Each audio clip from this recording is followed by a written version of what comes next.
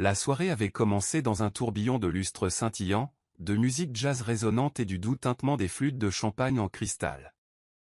Kishon Dick avait à peine repris son souffle depuis son arrivée à 16 heures, se faufilant avec brio entre les invités d'élite dans son uniforme moulant de serveuse d'hôtel. Son plateau flottait tel une pirouette de danseuse, équilibrant des coupes de vin importées et des hors-d'œuvre exotiques qu'elle n'avait jamais goûtées elle-même. C'était la 3e nuit consécutive qu'elle faisait des heures supplémentaires, et même si son corps réclamait du repos, la pensée des factures d'hôpital de sa mère pesait lourdement sur son cœur, lui donnant suffisamment d'énergie pour continuer à bouger. L'hôtel 5 étoiles de l'île Victoria n'avait jamais accueilli un événement aussi prestigieux. Diplomates, célébrités et magnats emplissaient la salle de leurs rires raffinés et de leurs plaisanteries superficielles. Kishon s'était habitué à rester invisible dans ces cercles, à éviter tout contact visuel susceptible de susciter un jugement ou un sentiment de droit. Mais la vie, imprévisible par nature, ne se souciait jamais du timing parfait. Alors qu'elle se penchait pour verser du vin dans le verre d'un invité, une vive douleur lui transperça l'abdomen, et elle la ressentit soudain, cette chaleur entre ses cuisses qu'aucune femme ne souhaitait ressentir en public. Son cœur se serra. Ses pas hésitaient. La tache cramoisie avait déjà commencé à se répandre à l'arrière de sa jupe beige. Avant qu'elle ait pu assimiler l'horreur, avant qu'elle puisse disparaître dans l'arrière-salle pour se cacher, les murmures commencèrent. 2 femmes à proximité ricanèrent et échangèrent des regards entendus. Un homme détourna le regard, gêné. Ses collègues se figèrent, hésitant entre l'aider ou se sauver de cette situation embarrassante. Le monde semblait se rétrécir autour d'elle. La panique la submergea, lui coupant le souffle, et elle serra instinctivement le plateau contre elle, tentant de reculer vers la sortie. Elle ne remarqua pas l'homme qui observait toute la scène de l'autre côté de la salle, et ne le reconnut que trop tard. Tok Shikin Onkwo, le PDG milliardaire, se leva silencieusement de sa place à la table VIP, son smoking noir impeccable, l'expression indéchiffrable. La salle suivit ses mouvements tandis qu'il dépassait les invités et le personnel, se dirigeant vers Kisholm. Sans un mot, il ôta son manteau de créateur, bleu marine foncé, bordé de velours, qui valait plus que son salaire annuel, et le lui enroula délicatement autour de la taille.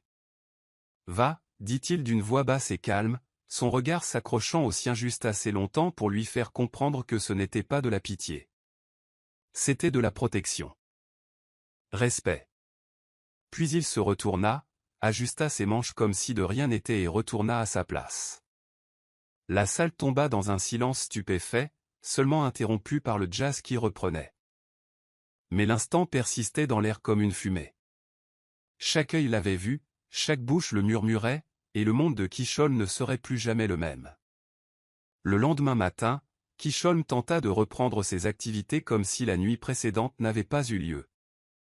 Elle prenait toujours le danfo de Surelier avec son plateau sous le bras, s'arrêtait toujours au stand de Maman et Ketchi pour acheter 2 puff-puff et une bouteille d'eau, évitait toujours le miroir pour ne pas avoir à regarder ce visage devenu du jour au lendemain un sujet tendance sur les réseaux sociaux. Mais le monde avait déjà basculé sous ses pieds. À son insu, certains membres du gala avaient immortalisé l'instant.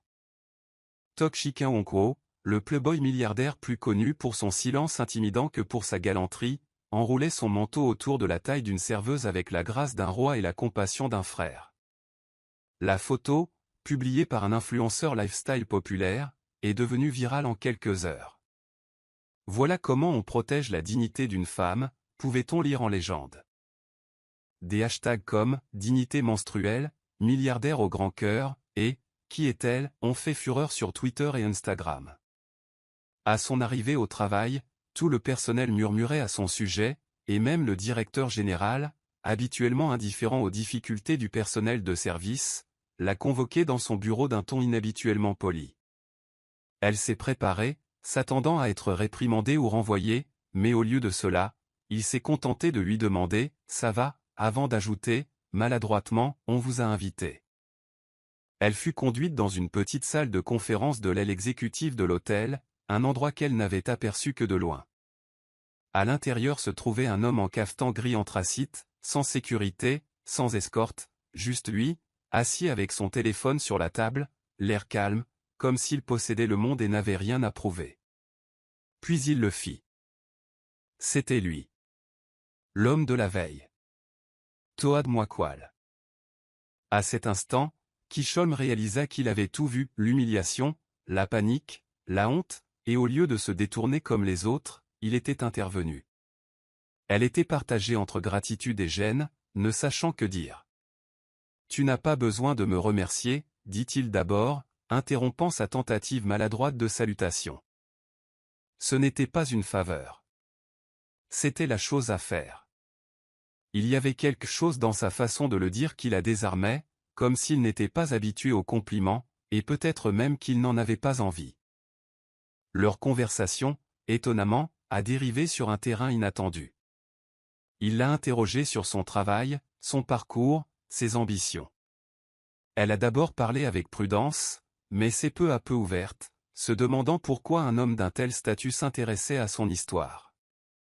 Ce qui la frappa le plus, c'est qu'il ne cherchait ni à la rabaisser ni à la flatter, il l'écoutait sincèrement.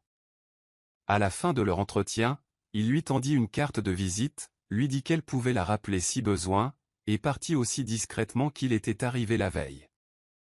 Kishon serra la carte, ne sachant pas si elle s'en servirait un jour. Mais une chose était sûre, sa vie ne lui appartenait plus. Le monde entier avait commencé à la regarder. 3 jours s'écoulèrent sans incident.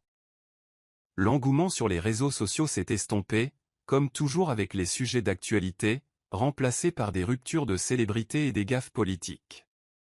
Pourtant, l'incident avait laissé des traces. Kishon a remarqué le changement de regard porté sur elle, certains avec envie, d'autres avec un respect nouveau, et quelques-uns avec un mépris total. À la maison, sa meilleure amie et colocataire Gozi n'arrêtait pas de la taquiner. « Homo, pas comme un milliardaire, tu rappes comme du shawarma, oh !» Elle riait. Moi, je passais la journée ici à prier pour qu'un seul client oublie par erreur son iPhone pour la table. Kishon rit, mais intérieurement, elle restait incertaine. Sa fierté ne lui permettait pas de tirer trop de conclusions de ce geste. Il était probablement simplement gentil. Ou s'ennuyer. Ou faire des relations publiques. Elle se rappela que les milliardaires ne fréquentaient pas les serveuses par hasard, du moins pas pour une bonne raison. Mais on frappa alors à la porte des locaux du personnel, à l'arrière de l'hôtel. Un homme grand, vêtu d'un costume simple, se présenta comme Monsieur AGI, l'assistant personnel de Tob, et lui tendit une note cachetée. Ses paroles étaient directes. « Déjeuner ? Demain. Juste toi et moi. » Décontracté. Tob ne savait pas vraiment pourquoi elle avait accepté. Peut-être par curiosité. Peut-être pour quelque chose de plus profond. Le lendemain, au lieu d'un restaurant chic ou d'un salon exclusif, il la prit dans une modeste voiture et l'emmena dans une buvette au bord de la route à Aublin. Il pleuvait, d'abord légèrement, puis fortement. Ils étaient assis sous un hangar en bois branlant, entre 2 assiettes fumantes de riz jollof et de bananes plantain frites. Il avait troqué son cafetan de créateur contre une simple chemise blanche et un jean. Kishon le regardait, incrédule. Il se fondait si facilement dans la masse, et pourtant, tout en lui reflétait la richesse. Et pourtant, il n'avait pas l'air mal à l'aise. Il parlait de choses simples. La nourriture, la pluie, la circulation, les rêves. Quand elle lui demanda pourquoi il l'avait amené ici, il sourit.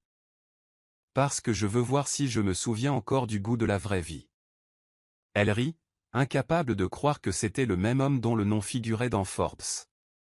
Pour la première fois depuis des années, Tob rit aussi. Sincèrement, sans filtre. Et dans ce rire, quelque chose changea. Kishon ne le savait pas encore, mais ce n'était ni un déjeuner ni un geste.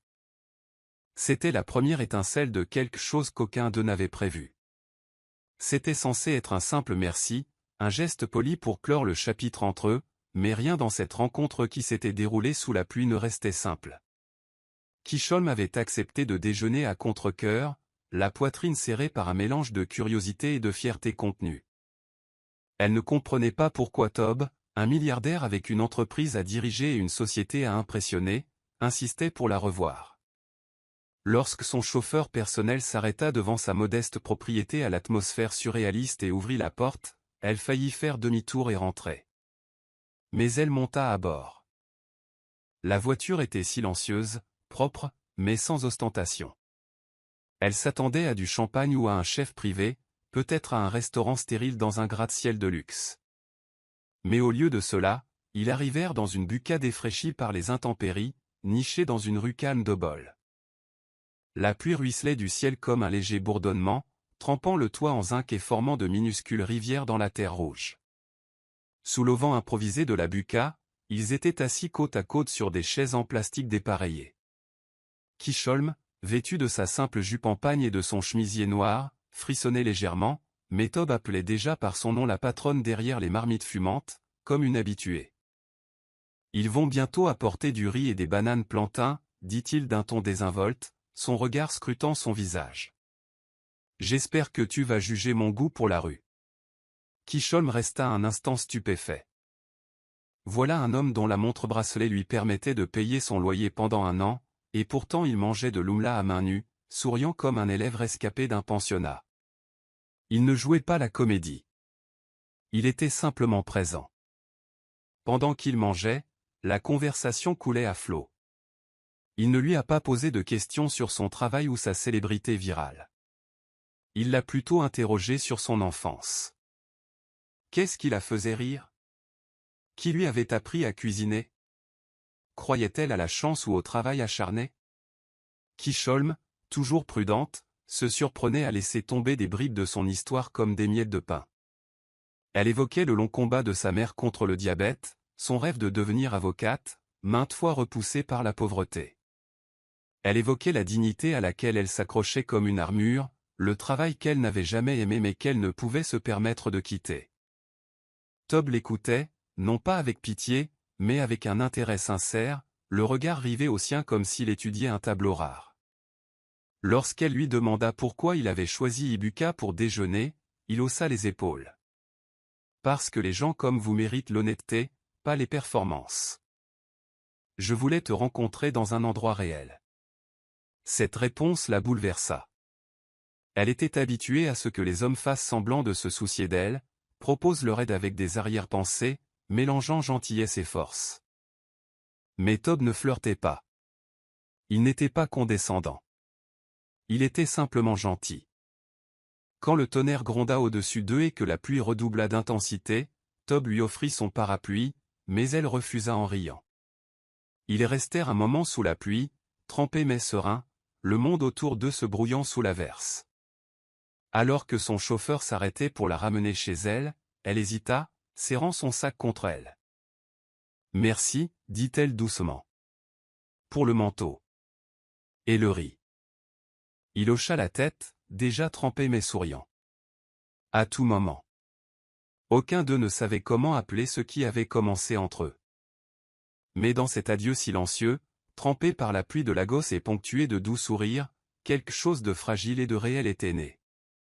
L'éclat de ce déjeuner pluvieux s'estompa rapidement tandis que Kisholm retournait à la réalité qui l'attendait à la maison. La fièvre de sa mère avait encore empiré et la minuscule pharmacie du coin de sa rue était à court d'insuline. Elle s'assit à côté de la femme frêle sur le fin matelas qui lui servait de lit, tamponnant son front avec un linge humide. Sa mère, Ifeoma, autrefois une institutrice dynamique au rire tonitruant et aux gestes stricts, n'était plus que l'ombre d'elle-même. Ses jambes enflaient la nuit, sa vue baissait de semaine en semaine, et même avec Kisholm travaillant 6 jours par semaine, ils avaient du mal à payer les visites à l'hôpital.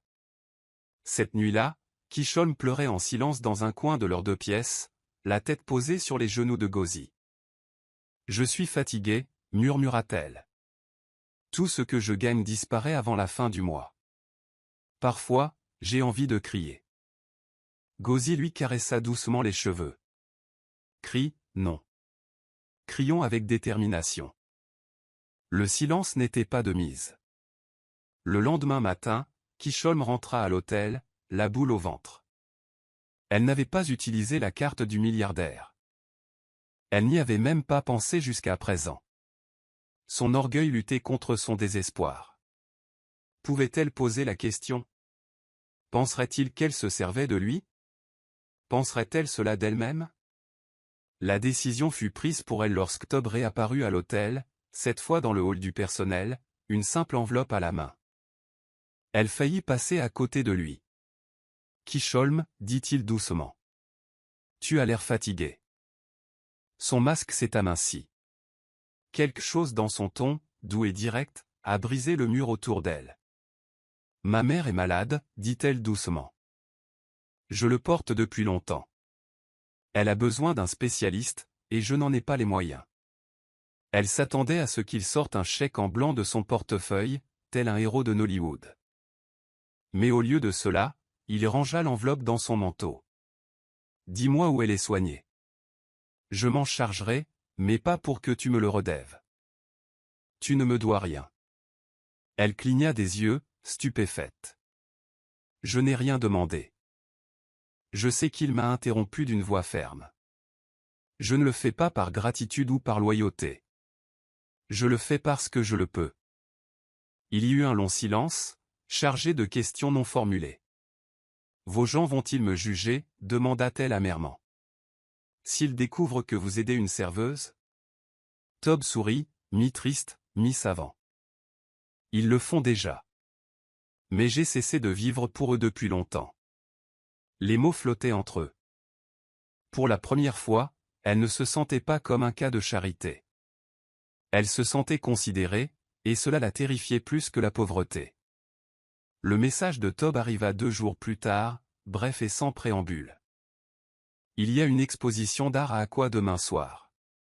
Viens avec moi. » Aucune attente, juste de la compagnie. Kisholm le fixa pendant près d'1 heure, l'écran lui brûlant la paume. Gauzy poussa un cri aigu en le voyant. « Chérie, tu es entré dans son cœur, oh. À quoi? C'est de l'oxygène de plomb, ma sœur. » Mais Kisholm ne souriait pas. Son anxiété lui noua l'estomac. « Que vais-je porter? »« Je n'ai rien d'extraordinaire, » dit-elle. Gauzy, sans se laisser décourager, l'entraîna chez une cousine à 2 rues de là, où ils empruntèrent une robe bordeaux profond, simple, longue et décolletée. Le temps qu'ils aient fini de l'ajuster et de lui coiffer les cheveux en boucles souples, Kisholm se reconnaissait à peine. Elle avait l'air élégante. Elle avait l'air chère. Mais intérieurement, elle se sentait toujours comme la fille qui sert du suya aux dirigeants de l'industrie pétrolière. Tob est venu la chercher lui-même ce soir-là. Lorsqu'elle est sortie de la propriété, il avait visiblement le souffle coupé. Il n'a pas dit grand-chose, se contentant d'ouvrir la portière de la voiture comme un gentleman et de sourire. « Tu as l'air d'un ennui, » murmura-t-il, et pour la première fois, Kisholm rit à gorge déployée. L'événement artistique ne ressemblait en rien à ce qu'elle attendait. Dans une galerie vitrée éclairée de lustres dorés, la foule était un tourbillon de parfums de créateurs, de flûtes de champagne et de rires calculés. Kisholm resta près de Tob, subjugué par la grâce raffinée des élites de l'ego. Des regards la suivaient, des murmures s'échappaient derrière elle. Elle sentait le poids du jugement partout, cette question tacite, qu'est-ce qu'il fait avec elle? Elle savait qu'elle n'avait pas sa place, pas à leurs yeux. Mais Tob ne broncha pas. Il la présenta comme une amie, lui servit du vin et discuta de l'art avec elle comme si elle était une experte. Elle voulut disparaître lorsqu'une femme, grande et ruisselante d'or, lui demanda froidement « Où vous êtes-vous rencontrés ?» Avant qu'elle puisse répondre, Tob dit calmement « Elle m'a sauvé la nuit, personne d'autre ne l'avait fait. » Elle compte. « Plus que vous ne le pensez, » dit la femme avec un rire gêné et passa à autre chose. La poitrine de Kisholm se serra. Ce petit geste, cette défense publique, prononcée sans hésitation, valait plus que 1000 roses. À la fin de la soirée, elle comprit quelque chose. Elle n'était pas seulement une personne de compagnie. Il l'avait choisie, et il était prêt à le dire haut et fort. Cette prise de conscience la réconfortait et la terrifiait à la fois. Elle avait toujours été invisible dans des pièces comme celle-ci. À présent, debout à ses côtés avec une élégance d'emprunt, elle était devenue incontournable. Dès l'instant où Kisholm entra dans la galerie d'art d'Aqua, l'énergie changea. Elle le sentit dans la façon dont les gens tournaient la tête trop lentement, dans les regards qui s'attardaient une seconde de trop, et dans les sourires crispés qui n'atteignaient jamais personne. Drapé dans la robe bordeaux que Gauzy l'avait aidé à emprunter et à retoucher, Kishol marchait aux côtés de Tob avec une dignité tranquille, mais chaque pas lui semblait plus lourd que le précédent. Chaque pièce où ils entraient bourdonnait de murmures. Des regards furtifs s'échangeaient entre des femmes en robes chatoyantes et des hommes en costume sur mesure. Elle captait des bribes de conversation comme des hameçons. Est-elle son assistante? Peut-être un projet social. Quelle dégradation! L'art sur les murs, une collection d'œuvres audacieuses et colorées de peintres d'Afrique de l'Ouest, était magnifique, mais Kishol n'arrivait pas à se concentrer. Ses sens étaient noyés dans le jugement. Tob, quant à lui, semblait imperturbable. Il souriait aux invités, parlait avec expertise des œuvres et ne lâchait jamais la main de Kishol. Il la présentait avec une assurance tranquille, prononçant clairement son nom, regardant les gens dans les yeux et les mettant au défi de questionner sa présence. Mais il le faisait quand même. Elle le sentait comme une chaleur sur sa peau. À un moment donné, elle faillit s'excuser et aller aux toilettes juste pour reprendre son souffle. Elle n'avait pas honte d'elle-même. Elle avait trop lutté pour cela, mais ce monde, avec ses apparences polies et ses langues acérées, était impitoyable. Elle savait que son intelligence, sa gentillesse ou sa résilience n'avaient aucune importance. Pour eux, elle serait toujours la fille au manteau. Mais juste au moment où elle sentait qu'elle allait s'effondrer sous le poids de tout cela, Tob fit quelque chose qui bouleversa l'atmosphère en un clin d'œil. Alors qu'elle se tenait près d'une sculpture représentant une femme portant du bois, ode à la maternité africaine, une grande femme au regard pincé, vêtue d'une robe scintillante comme du verre, se tourna vers Tob et lui demanda « Alors, où vous êtes-vous rencontrés » Son ton était mielleux, mais son regard était acéré comme un rasoir. Kishol ouvrit la bouche pour répondre poliment, mais avant qu'elle ne puisse le faire, Tob l'interrompit avec une fermeté calme. Nous nous sommes rencontrés le soir où j'ai vu une véritable force dans une salle pleine de lâches, dit-il, sa voix résonnant d'une puissance tranquille.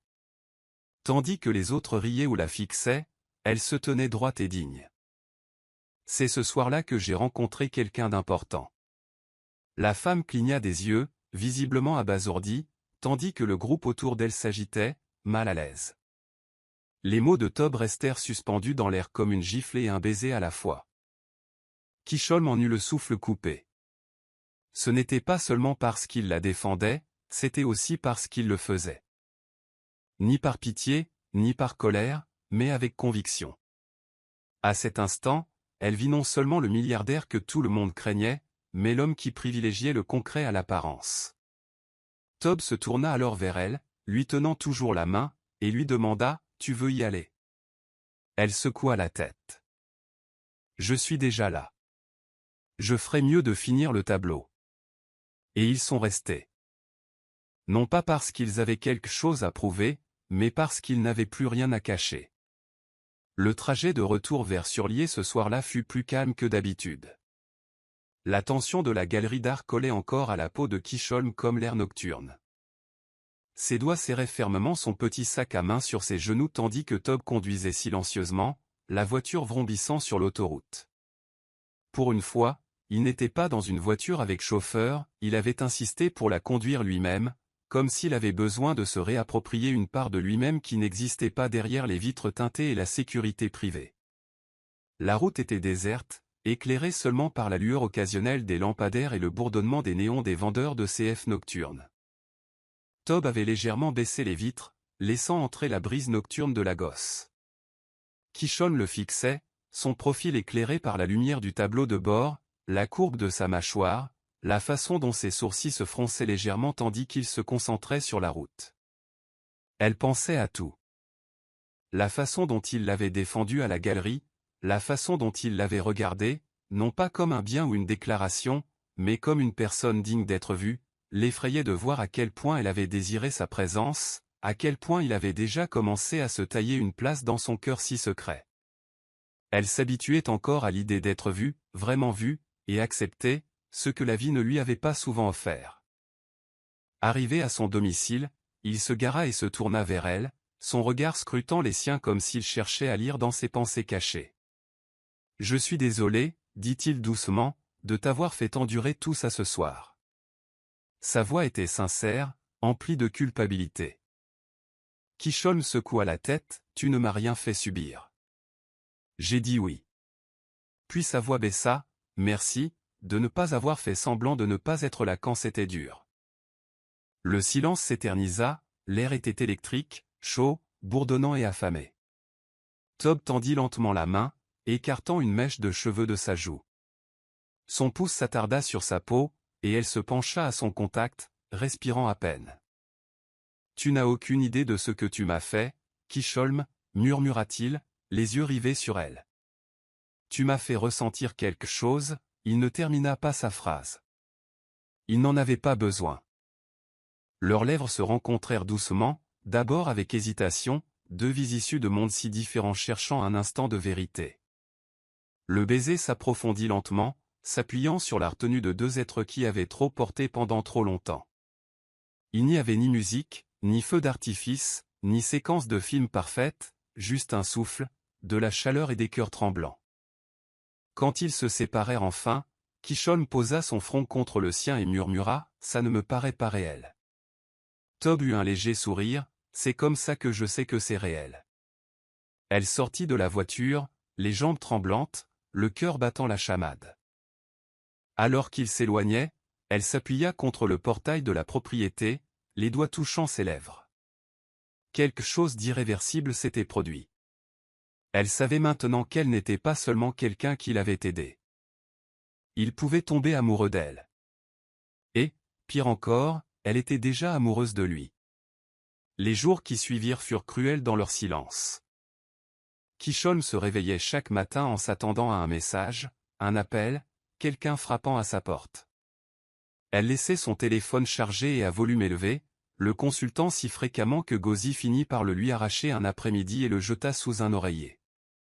Si ce téléphone était un homme, comme Don, je te larguerais aussi, dit-elle en plaisantant à moitié. Mais Kishon ne pouvait rire. Quelque chose en elle avait changé après le baiser, quelque chose qu'elle ne pouvait remettre dans sa case. Elle avait goûté à l'intimité, réelle, vulnérable, présente, et maintenant son absence était plus douloureuse que sa fierté ne voulait l'admettre.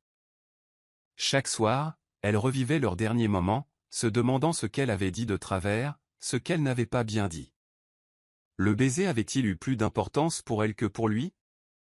Avait-elle tout mal interprété? Les questions se faisaient plus pressantes, et toujours aucune réponse. Au travail, son énergie s'épuisait. Elle a fait des erreurs, renversé du vin, oublié des commandes. Son manager l'a remarqué mais n'a rien dit, probablement encore effrayé par son lien avec le milliardaire. Mais Kishon ne se souciait plus des perceptions. Elle se souciait d'honnêteté. Elle s'était autorisée à croire en quelque chose de réel et maintenant elle se sentait rejetée. Et pourtant, une part d'elle-même refusait de tendre la main. S'il la voyait vraiment, vraiment, ne devrait-il pas se battre pour sa présence? Ce qu'elle ignorait, c'est que Tob menait son propre combat.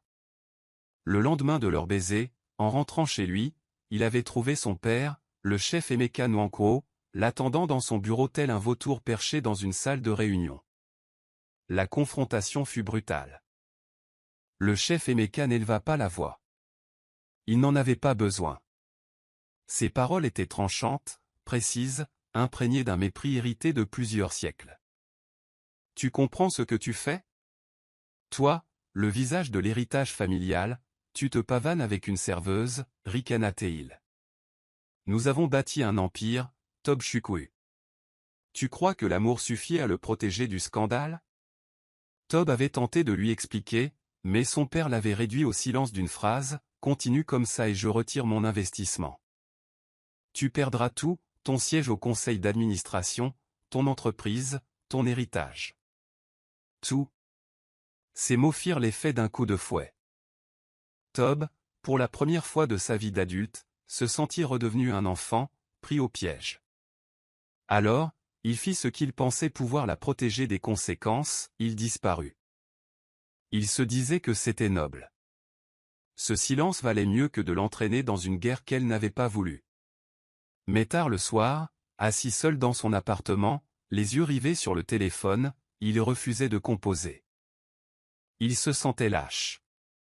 Et à Suralaire, Kishholm était assise dans sa chambre, serrant son oreiller, se demandant pourquoi le seul homme qui avait vu sa valeur avait soudainement disparu, comme tous les autres avant lui. Le jour où l'état de sa mère s'était dégradé était le jour même où Tob était revenu, à l'improviste et sans prévenir. Kishholm avait passé toute la nuit assise sur un tabouret en bois dans le couloir de l'hôpital, sa mère inconsciente et sous perfusion. Elle était épuisée mentalement et physiquement, ne vivant que de peur et d'espoir. À l'aube perçant les fenêtres tachées de sang de l'hôpital, les infirmières l'ont informé que sa mère avait besoin d'une dialyse d'urgence et peut-être de soins intensifs, des services que l'hôpital général ne pouvait pas se permettre. La nouvelle l'a anéantie. Elle était déjà submergée par les dettes médicales, et maintenant, elle avait l'impression que le destin exigeait la mort de sa mère simplement parce qu'elle était pauvre. Elle était au bord de la crise lorsqu'elle se retourna et le vit, Tob, debout, silencieux, dans le couloir, vêtu d'un simple t-shirt et d'un jean, sans escorte ni garde du corps.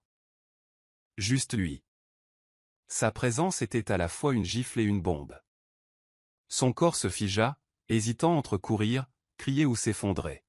« Que fais-tu ici » demanda-t-elle d'une voix cassante. « Tu as disparu pendant 3 semaines sans un mot, et voilà que tu reviens soudainement ?» Tob ne se défendit pas immédiatement. Au lieu de cela, il s'approcha d'elle, jeta un bref coup d'œil à la porte de l'hôpital et dit doucement « Je paie ses soins, Kishholm, depuis la 2e semaine. » Doucement. « Je savais que tu n'accepterais jamais l'argent si tu la prenais. » Kishholm cligna des yeux, la bouche légèrement ouverte. Elle le fixa comme si elle voyait un étranger, ses émotions se mélangeant en vagues de confusion, de gratitude, de colère et de quelque chose de plus tendre qu'elle avait peur de nommer. « Pourquoi ne m'as-tu pas appelé » demanda-t-elle après un long silence. « Parce que j'essayais de te protéger, de mon monde, de mon père, de la pression, dit-il, les yeux assombris par le regret. Je pensais que partir t'épargnerait la douleur, mais c'est moi qui l'ai provoquée. » Sa voix se brisa légèrement lorsqu'il ajouta « Je suis désolé. » Pendant un long moment, Kishholm resta silencieux. Puis elle fouilla dans son sac, en sortit son téléphone fissuré et ouvrit l'application bancaire. Les dépôts anonymes, qu'elle avait supposés être des remboursements d'hôpital, correspondaient exactement à ses dires. Sa gorge se serra.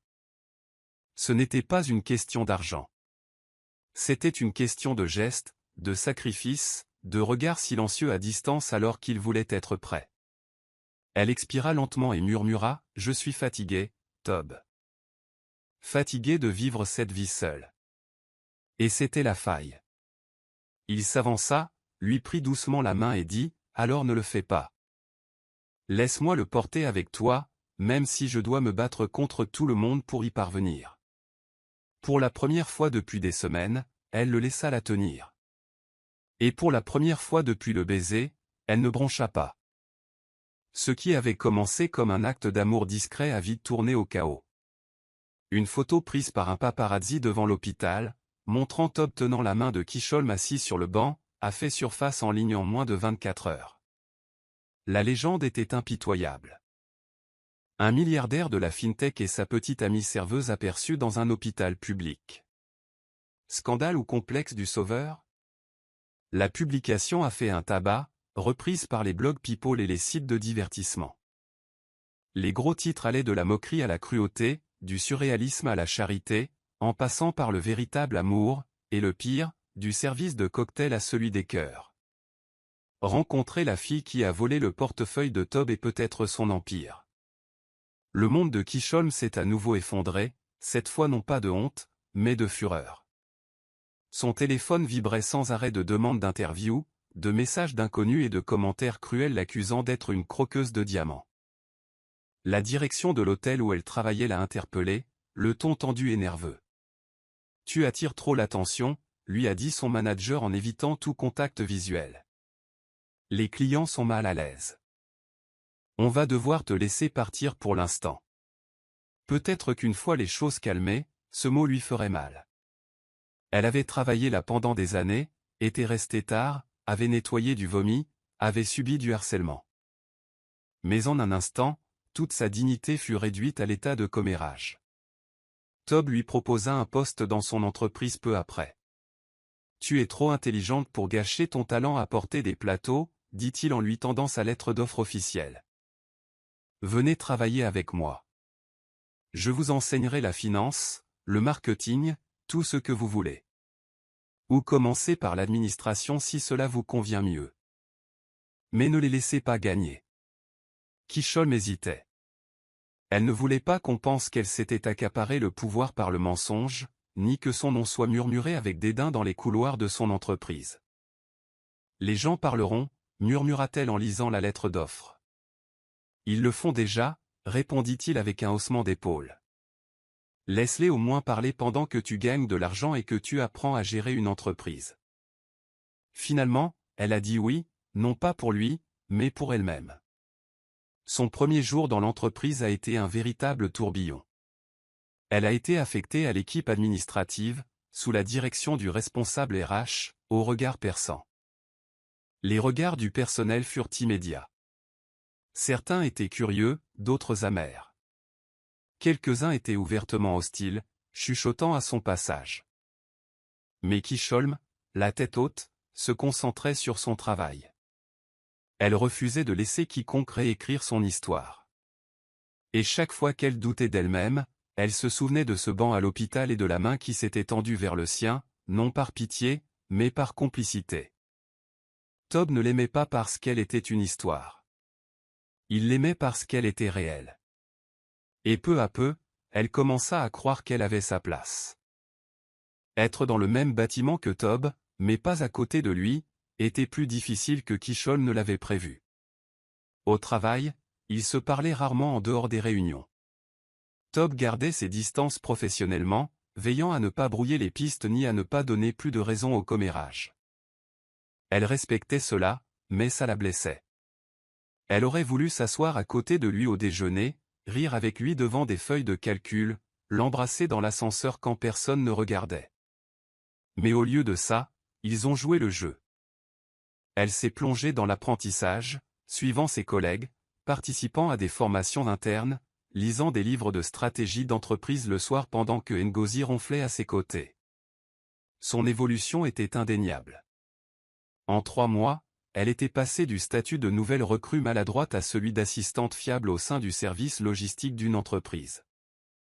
Ses idées étaient perspicaces et ses observations perspicaces. Elle a décelé des erreurs qui ont permis à l'entreprise d'économiser des millions en évitant d'éventuelles fraudes fournisseurs. Même les employés qui la snobaient autrefois ont commencé à reconnaître ses compétences. Mais la solitude ne la quittait jamais. Certains jours, elle jetait un coup d'œil à travers les vitres du bureau de Tob et le surprenait à la regarder, l'espace d'une seconde, avant de se détourner. C'était une torture. L'aimer en silence. Travailler près de lui, mais jamais avec lui.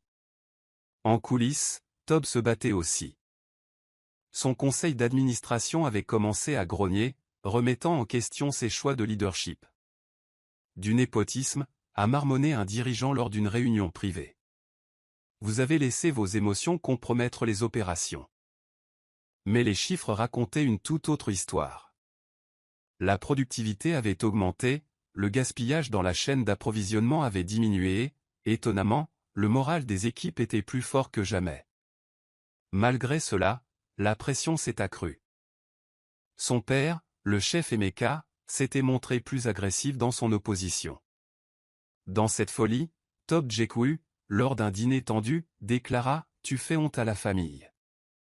Les femmes comme elles n'ont pas leur place dans notre monde. » Tob serra les mâchoires et ne dit rien. Il avait déjà perdu trop de temps à faire semblant de se soucier de ce que pensait le vieil homme. Mais défendre Kishol publiquement signifiait tout risquer. Il ne pouvait pas la protéger et se protéger lui-même en même temps. Alors il observait de loin. Et Kishol, bien que blessé, comprenait plus qu'elle ne le laissait paraître. Ils étaient 2 personnes essayant de faire survivre l'amour dans un champ de bataille bâti sur le pouvoir, les préjugés et l'orgueil. Les regards discrets, le désir inexprimé, n'étaient que de petites braises dans un feu qu'aucun d'eux ne pouvait encore pleinement saisir. Mais la flamme était là, brûlante, attendant. Tout a commencé par un murmure, comme la plupart des trahisons.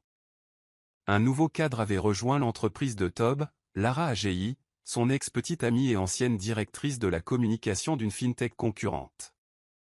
Sa rivale a immédiatement déclenché des murmures au bureau, mais Tob l'a accueilli avec un professionnalisme serein, déterminé à ne pas partager leur histoire. Kisholm, bien que consciente de la présence de Lara, gardait ses distances, se concentrant sur son travail. Cependant, la tension était palpable. Lara était remarquable, grande, éloquente, raffinée, d'une manière qui correspondait à l'image publique de Tob. Elle ne cherchait pas à cacher son dédain pour Kisholm, arborant des sourires polis, teintés de venin. Un après-midi, alors que Kisholm organisait des rapports financiers pour une revue interservices, elle entendit deux collègues chuchoter près de l'imprimante. « Elle ne survivra jamais à ça », dit l'un d'eux. Lara a un plan. J'ai entendu dire qu'elle lui avait déjà envoyé une lettre d'avertissement. La poitrine de Kisholm se serra. Quelques jours plus tard, un courriel anonyme est parvenu au service RH, l'accusant d'avoir divulgué des informations financières de l'entreprise sur un blog externe. Les preuves ? De fausses captures d'écran, des documents modifiés et un prétendu extrait audio de sa voix, étrangement manipulé. Elle a été convoquée devant une commission d'enquête. La honte de devoir se défendre était étouffante. Informé, Tob s'est précipité sur l'enquête avec une telle violence. Qui a bien pu sortir ces absurdités, demanda-t-il froidement. Apportez-moi la trace numérique. Je veux les adresses IP, les horodatages de connexion, chaque mouvement de données des 2 dernières semaines. Le service informatique s'est démené. En 48 heures, la vérité éclata.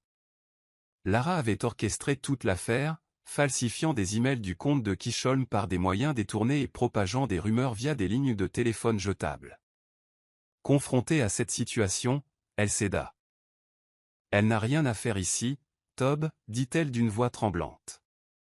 Tu risques tout pour un visage. Je te protégeais, le regard de Tob s'assombrit. Vous vous protégeiez. Pour éviter de devenir insignifiant, il l'a congédié sur le champ, devant les RH et 2 membres du conseil d'administration. Puis il est sorti de la pièce et a trouvé Kisholm assise tranquillement à l'extérieur de la salle, les mains jointes comme une enfant attendant sa punition. Sans un mot, il lui prit la main et l'entraîna jusqu'à la salle de conférence principale. Devant la moitié de la direction de l'entreprise, il déclara « Elle n'est pas seulement mon employée, c'est une survivante, une penseuse, et c'est grâce à elle que cette entreprise n'a pas perdu des millions dans une fraude aux achats le mois dernier. Si quelqu'un voit un problème avec sa présence, il peut démissionner par courriel. » Ce moment a tout changé. Kisholm n'était plus seulement la fille à la tache rouge. Elle était une force. Mais aussi puissant que fut le moment, le caractère public de sa défense souleva de nouvelles questions, auxquelles elle n'était pas prête à répondre. Les jours qui suivirent le licenciement de Lara furent un tourbillon d'attention médiatique, de tensions au sein du conseil d'administration et de bruit en ligne. Les blogueurs revinrent sur l'histoire amoureuse de Tob, certains spéculant même que la pauvre serveuse était une simple remontada ou un coup de pub raté. Les réseaux sociaux étaient enflammés par des récits contrastés. Certains qualifiaient Kisholm de modèle, d'autres d'opportuniste. Les médias titraient « De la tache rouge au tapis rouge », l'ascension fulgurante de Kisholm Dick et « milliardaire amoureuse, téméraire ou révolutionnaire ». La pression était devenue insupportable. Kisholm ne pouvait plus arpenter les rues de Surelier sans être prise en photo. Les commerçantes l'appelaient « l'eau à Tob » avec des sourires moqueurs, mais elle ressentait la jalousie et les tensions sous-jacentes. Chaque bonjour s'accompagnait d'un commérage. La goutte d'eau qui a fait déborder le vase, lors d'une réunion stratégique d'entreprise à l'Eki, lorsqu'un jeune cadre lui a demandé, lors d'une séance de travail en groupe, « Alors, comptez-vous continuer à travailler une fois marié à un riche ?» Les rires ont suivi. Même si Tob a rapidement fait taire l'homme, Kisholm a assisté au reste de la réunion, la gorge serrée. Cette nuit-là, Alors qu'il retournait à la maison d'hôte, elle demanda à Tob s'il la considérait vraiment comme une égale, ou simplement comme une personne qu'il avait sauvée. Ils se disputèrent pour la première fois cette nuit-là. Il essaya de lui assurer que ce n'était pas une question de pitié ou d'image, mais qu'Isholm était déjà dans la tourmente. « Je ne peux pas respirer dans ton monde, Tob. Je n'ai rien à faire ici, ni dans tes bureaux, ni à tes collectes de fonds, ni dans ton avenir. » Il lui prit la main, mais elle la retira. « Je t'aime, dit-il doucement. »« Puis libère-moi, répondit-elle d'une voix tremblante. « Parce que l'amour ne suffit pas quand le monde entier me répète sans cesse que je ne suis pas digne de toi. » Ces mots la blessèrent profondément. Elle partit avant l'aube, ne prenant que ce qu'elle avait emporté et embarquant Ngozi pour Surilé. Tob ne la poursuivit pas. Il se tenait sur le balcon de la maison d'hôte, contemplant les vagues lointaines s'écrasant sur le rivage de l'Eki. Pour la première fois depuis la nuit où il lui avait donné son manteau, il se sentait impuissant. Non pas par manque de pouvoir, mais parce que l'amour, le véritable amour, ne pouvait être ni contrôlé, ni réparé, ni acheté. Il fallait choisir librement, et qu'Isholm avait besoin d'espace pour se choisir elle-même. Alors il attendit. Le cœur brisé, silencieux, incertain que la femme qui lui avait appris à ressentir reviendrait un jour. La lettre arriva 2 semaines plus tard, soigneusement pliée dans une enveloppe glissée sous le portail de sécurité de la propriété de Tob. L'écriture était inimitable, nette, élégante et sûre. Tob l'ouvrit d'une main tremblante. La première phrase disait « Ce n'est pas un adieu parce que j'ai cessé de t'aimer, c'est un adieu parce que j'ai commencé à m'aimer moi aussi. » Les mots de qu'Isholm jaillissaient comme une vérité libérée. Elle parlait de la pression, de la peur d'être définie par son statut, de l'épuisement de devoir constamment prouver qu'elle n'était pas une chercheuse d'or, une personne qui ne sert à rien, une victime de pitié. « Je sais qui je suis maintenant, » écrivait-elle, « et je sais ce que je mérite. » Pas d'avertissement murmuré derrière les portes des salles de réunion, pas de regard furtif dans les couloirs des bureaux. Je veux être aimé en plein jour, sans réserve ni compromis. Tob resta assis en silence, les larmes aux yeux, tandis qu'il lisait ces mots. Chaque ligne était un poignard empreint de grâce. Elle n'était pas amère, juste fatiguée. Fatiguée de se battre pour une place à table, elle a aidé à polir. Fatiguée d'être forte alors qu'elle ne désirait que se sentir en sécurité. Dans le dernier paragraphe, elle le remercia. Pour le manteau. Pour la gentillesse. Pour les rires sous la pluie. Tu m'as fait sentir plus qu'une ombre. Pour ça, je t'aimerai toujours. Mais maintenant, j'ai besoin de marcher au soleil. La lettre avait brisé quelque chose en Tob. Non pas parce qu'elle était partie, mais parce qu'il savait qu'elle avait raison. Il l'avait protégée du monde, mais n'avait pas lutté assez fort pour changer le monde pour elle. Il était resté silencieux alors qu'il aurait dû parler, était resté digne alors qu'il aurait dû se salir. Cette nuit-là, il ne dormit pas. Il relut la lettre encore et encore, mémorisant chaque mot. Puis il fit quelque chose qu'il n'avait pas fait depuis des années. Il prit un stylo et répondit. Pas pour la convaincre de revenir. Non pas pour discuter. Mais pour lui dire qu'il avait enfin compris. Que son départ n'était pas une preuve de faiblesse, mais de pouvoir. Qu'il prendrait ce pouvoir et en ferait quelque chose de meilleur, même si elle ne revenait jamais. Il envoya la lettre par l'intermédiaire de Ngozi, sachant qu'elle ne serait peut-être jamais ouverte. Puis, lentement, péniblement, il commença le travail. Non pas de passer à autre chose, mais de devenir le genre d'homme qui ne se contente pas de sauver les femmes, mais les soutient pleinement, sans complexe. Que schisme revienne ou non, il se jura que son amour ne serait pas vain. Ce serait le début de sa transformation. On frappa juste après le lever du soleil, alors que l'odeur de fumée d'Akira flottait dans la propriété et que les enfants du quartier se poursuivaient avec des bouteilles en plastique. Schisme ouvrit la porte, s'attendant à voir maman et Ketchi ou l'un des locataires demander de l'eau, mais au lieu de cela, c'était Toad Nwankwo, vêtu d'un simple cafetan, sans chauffeur ni garde du corps, un sac de course à la main, l'air épuisé et vulnérable. Le silence s'installa. Certains voisins l'ont immédiatement reconnu. Des téléphones sont sortis discrètement. Même Mama Ijoma, d'habitude prompte à raconter des ragots le matin, l'observait en silence depuis son balcon. Mais Crapaud s'en fichait. Il regarda Schism, les yeux doux et blessés, et dit « Je ne suis pas venu pour te reconquérir.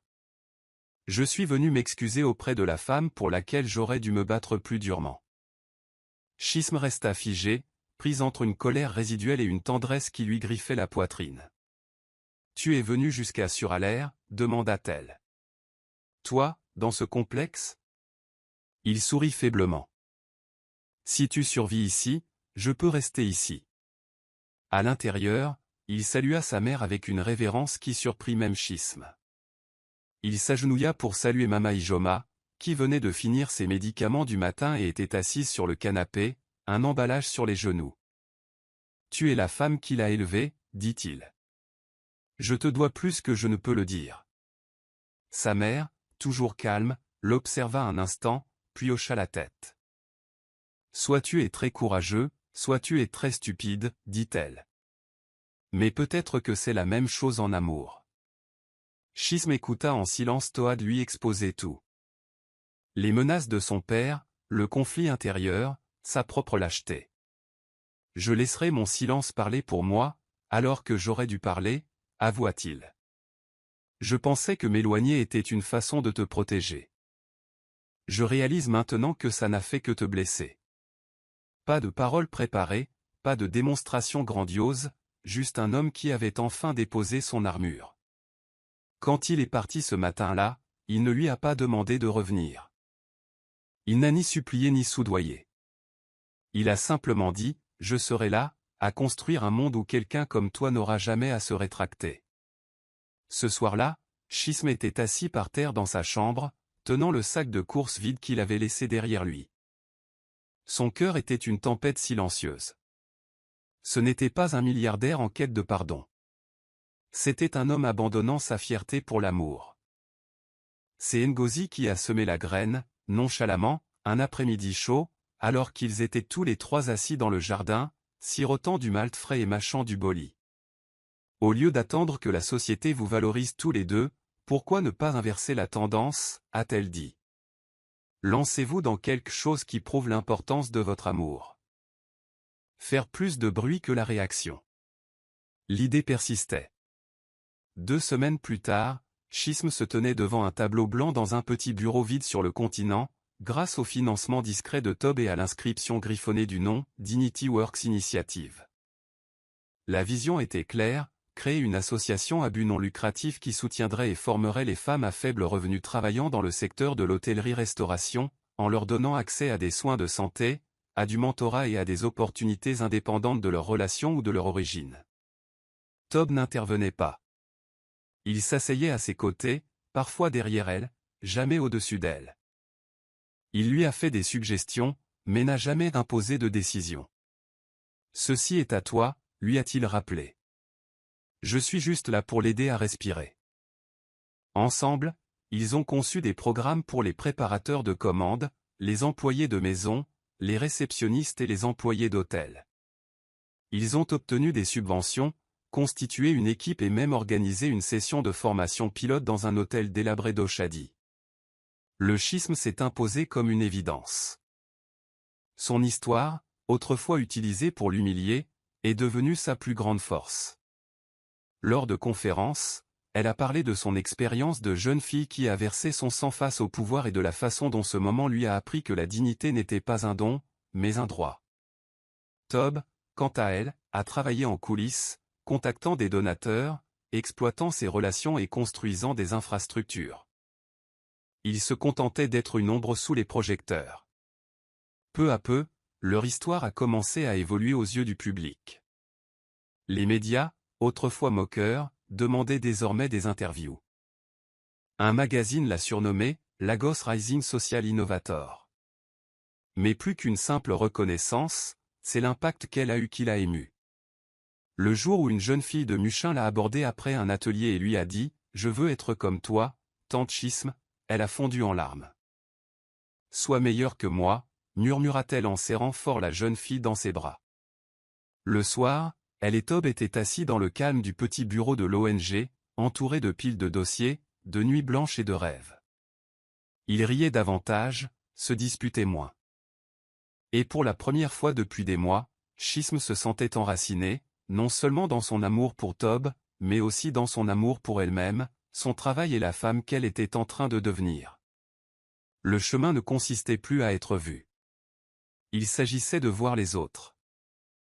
Et cela a fait toute la différence. Reconstruire leur relation ne s'est pas fait du jour au lendemain. Cela ne s'est pas fait avec des fleurs et de grands moments Instagram. Cela s'est accompagné de conversations difficiles, de silences gênés et d'excuses discrètes. Ils sont revenus à l'essentiel, commençant comme amis, partageant livres, playlists et même tâches banales. Tob venait à Surelier le week-end, parfois en jean et pantoufles, aidant Mama Ifeoma à arroser ses plants de poivrons ou accompagnant Schism pour acheter du carburant pour leur petit générateur. « J'aime bien cette version de toi », taquina Schism un après-midi. Pas de montre de créateur, pas de sourire poli. Tob rit. Ce type faisait toujours semblant. Celui-ci commence à comprendre. Ils ont suivi une thérapie ensemble, ce que Tob n'aurait jamais pensé faire, mais qu'il considérait désormais comme nécessaire. Là, ils ont déballé leur traumatisme, son besoin de contrôle à lui, sa peur de l'abandon à elle, leur épuisement mutuel à devoir constamment faire leurs preuves. Semaine après semaine, ils sont devenus plus légers, plus bienveillants, plus présents. Quand on leur demandait s'ils étaient de nouveau ensemble, Schism souriait et répondait « ce n'est que le début ». Et c'était vrai. Leur amour ne consistait plus à défier les probabilités ou à survivre au scandale. Il s'agissait de se choisir l'un l'autre encore et encore, sans performance ni pression. Un soir, après une collecte de fonds fructueuse pour une ONG, Tob l'a raccompagnée chez elle à travers les rues de Surelier. Il lui a tenu la main comme si c'était la première fois, s'arrêtant à mi-chemin pour la regarder. « Tu avais raison », lui a-t-il dit, « l'amour ne suffit pas. Mais ce que nous avons aujourd'hui, c'est plus que de l'amour. C'est un partenariat. C'est de la croissance. » Schism hocha la tête, les yeux brillants sous le lampadaire. « C'est aussi ça la liberté », ajouta-t-elle. « Je n'ai plus peur. » Ils s'embrassèrent sous cette ampoule vacillante, tandis que les dents fausses vrombissaient et que des enfants jouaient au football en arrière-plan. Pas de paparazzi. Pas de robe de créateur. Juste deux âmes qui s'étaient croisées par accident, marchant désormais ensemble par choix. Pour la première fois depuis la soirée de gala, elles se sentaient égales. Et pour la première fois, elles ne réécrivaient pas seulement leur propre histoire. Ils offraient aux autres le courage de faire de même. La salle scintillait de lumière chaleureuse et d'un doux jazz. Mais contrairement au somptueux gala où tout avait commencé, cette soirée était intime, sereine et pleine de sens. C'était le premier dîner public de collecte de fonds organisé par l'initiative Dignité.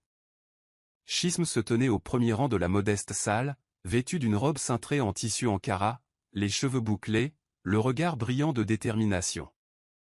Parmi les invités figuraient des donateurs de rang intermédiaire, des journalistes et des femmes issues des communautés mêmes que l'ONG servait.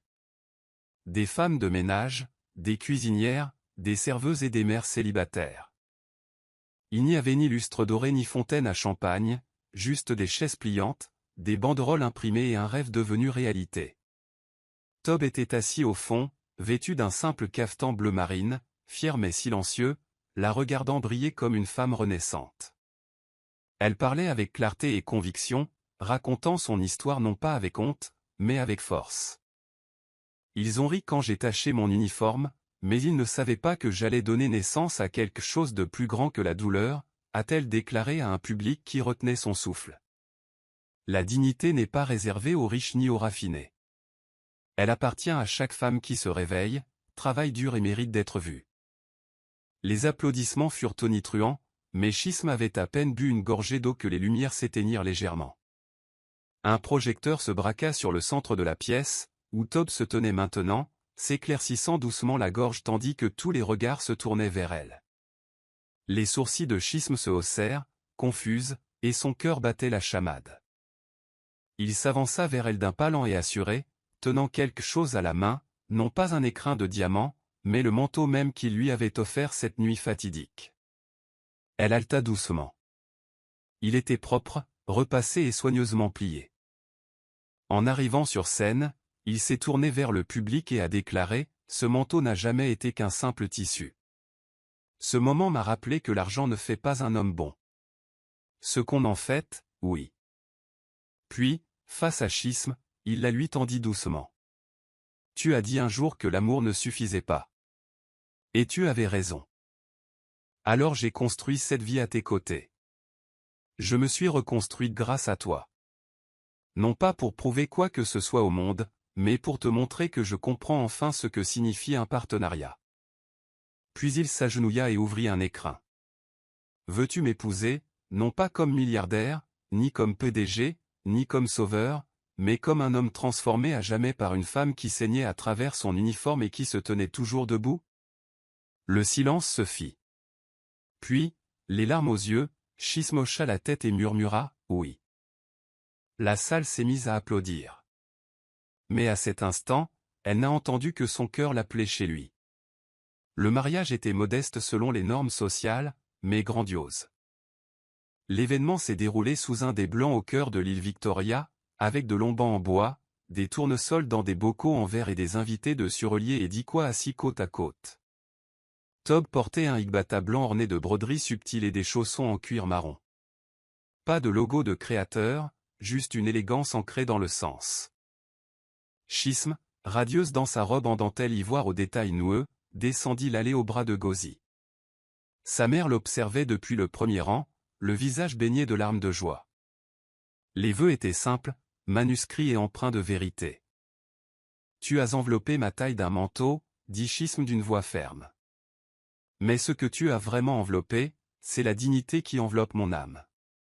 Tu m'as protégé, non pas de la pluie, mais de la honte. » Les vœux de Tob étaient tout aussi crus. « Tu m'as appris que la richesse sans compassion n'est que du bruit. Que l'amour n'est pas une performance, mais une présence. Et chaque jour, je jure d'être là pour toi, même quand le monde te rend la tâche difficile. » Lorsque l'officiant les a proclamés mari et femme, il n'y avait ni feu d'artifice, ni drone au-dessus de nos têtes. Mais dans cette célébration silencieuse, le ciel semblait s'adoucir. Les invités ont ri et dansé, tandis que des DJ de rue mixaient des morceaux de Juju et d'Afrobeat, tandis que des petites chansons circulaient. Des femmes de l'ONG ont pris la parole. L'une d'elles, ancienne femme de ménage d'hôtel, a raconté comment Schisme l'avait aidée à s'inscrire à une formation hôtelière. « Elle n'est pas seulement une mariée aujourd'hui, c'est grâce à elle que je dors la tête haute, » dit la femme, recevant une ovation debout. Puis vint le moment inattendu. Schisme s'avança pour prononcer un bref discours, tenant un micro à deux mains, sa robe de mariée bruissant au vent. « On m'appelle la fille à la tache rouge, » dit-elle. « Mais ce qu'ils n'ont pas vu, c'est l'homme qui m'a couverte de gentillesse cette nuit-là. Il n'a pas ri. Il ne m'a pas jugé. Il m'a vu quand j'ai voulu disparaître. Ce moment n'a jamais été juste une question de manteau. Il s'agissait d'une graine d'amour plantée dans l'humiliation, mais arrosée de respect. La foule se tut, beaucoup se tamponnant les yeux. À toutes les filles qui ont déjà été gênées, ignorées ou à qui on a dit qu'elles n'avaient pas leur place, ceci est pour vous. Tu comptes. Tu mérites la douceur. Tu mérites quelqu'un qui te verra et restera avec toi. » Alors que le soleil baissait sur l'horizon Lego, projetant une teinte dorée sur le cortège nuptial, Schisme et Tob dansaient pieds nus sur la piste de sable, entourés de leurs proches. Mama Ifeoma souriait à la joie qu'elle pensait que sa fille ne connaîtrait jamais. Le chef Emeka, étonnamment présent au dernier rang, acquiesça d'un léger signe de tête en signe d'approbation réticente, non pas parce qu'il acceptait pleinement, mais parce qu'il comprenait enfin que l'héritage était plus que la richesse. C'étaient les vies touchées, la dignité restaurée, et l'amour qu'on osait choisir même quand cela n'avait aucun sens. Schisme se pencha vers la poitrine de Tob, les yeux fermés, respirant la paix, non pas la perfection, ni le fantasme, mais la paix. Et à cet instant, elle sut qu'ils avaient réécrit leur histoire. Pas seulement de la tache rouge à la robe blanche, mais du silence à la voix, de la honte à la fierté, des étrangers aux âmes sœurs. Et le monde, observant désormais en silence, comprit. Tout a commencé par un manteau, mais s'est terminé par un amour qu'aucune tempête ne pourrait jamais emporter.